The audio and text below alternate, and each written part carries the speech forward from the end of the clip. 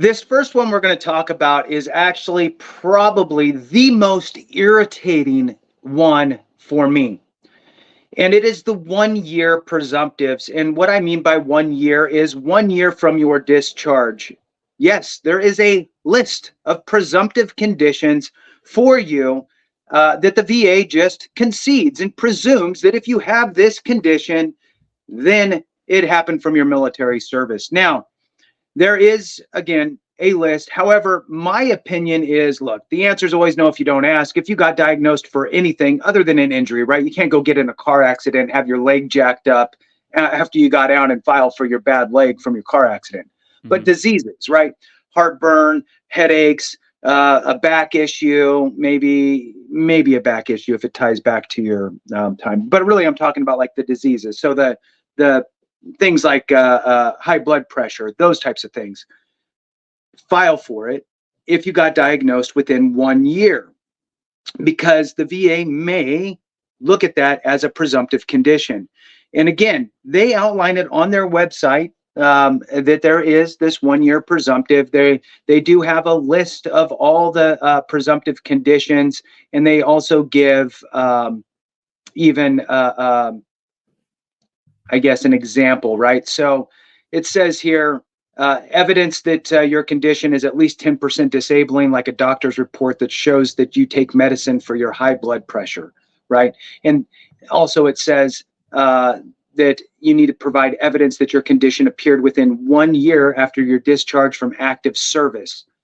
So again, this is the 1 year presumptive. And the sad part about it, Clay, that really bothers me is that I don't know anybody, except for people that I talked to myself, but other than me talking to them, and probably you, because you've also spoke at TAPS, right? So I would go speak at TAPS, right? But it's just geographical, right? We're one little TAPS class out of the entire nation, right? So there are a few of us out there doing this and getting this information out there, but this needs to be a standard.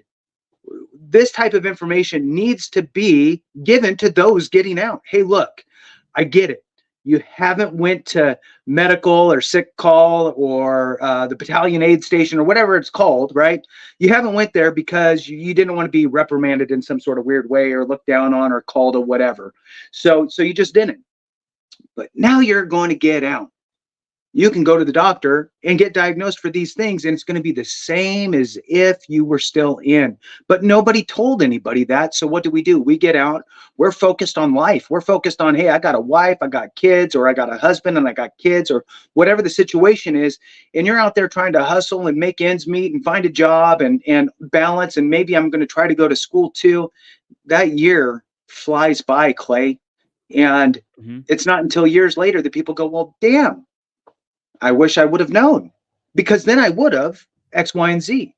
So tell me a little bit about that 1 year presumptive from your perspective, Clay. I'd like to really kind of hammer this thing home. Hopefully there's people watching that are still in or within that 1 year, right?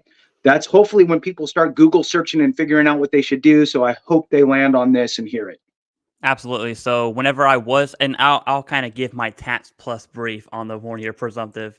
Whenever I was teaching TAPS, here's what I would tell veterans is, or soon to be veterans. One, if you spend your time understanding VA policy and understanding 38 CFR and M21 TAC 1, that's going to take a lot of time. And you don't have to understand any of those to submit an evidence-based claim.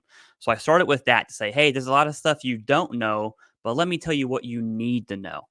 And technically speaking,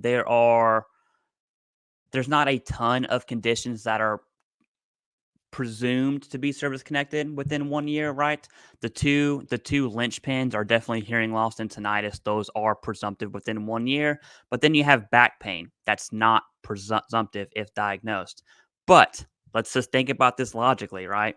Technically, it's not presumptive. Okay, got it. That means it's going to require a medical opinion to be connected, your back connected to service.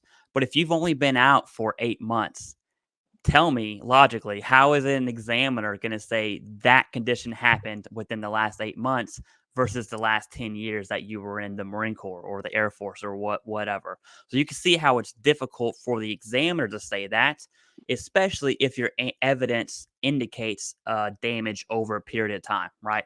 Like cartilage deteriorating or arthritis, conditions like that.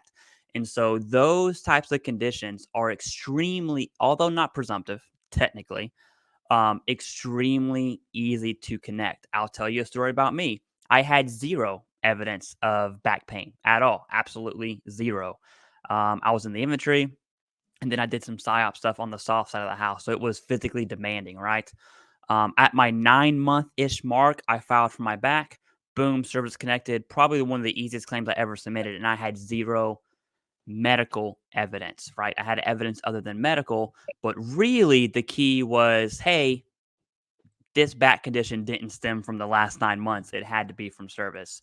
And so the reason why I say that is because what I tell service members at TAPS is, listen, within that 1 year, whether it's presumptive or not, it's irrelevant, right? If you have a condition, submit it. Once that 1 year time frame passes, welcome to the club. You're with everyone else. And that is the uphill battle that we see veterans fighting now. But if you're in that 1 year, you're still downhill. Life is good as far as, your ability to be compensated by the VA. Life is going good. And the second you hit that 1 year mark is whenever you start climbing that hill. So my big key takeaway to just wrap up 1 year presumptives is, if you have a condition that is chronic, submit the claim. Let the VA do VA stuff, okay? They're going to. You can't control that. You submit the claim within that 1 year. It is absolutely critical to submit that claim within that 1 year time frame.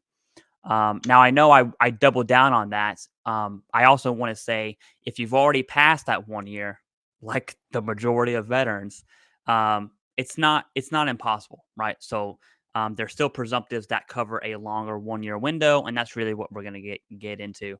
But that's what I tell service members at TAPS about the 1 year window, just to let them know, saying, hey, submit the claim. Don't worry about it.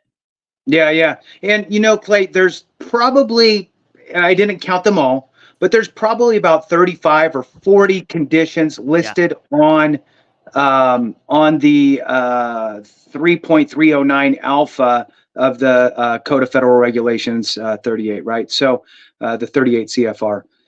So that's what they reference here for that 1 year presumptive period. And again,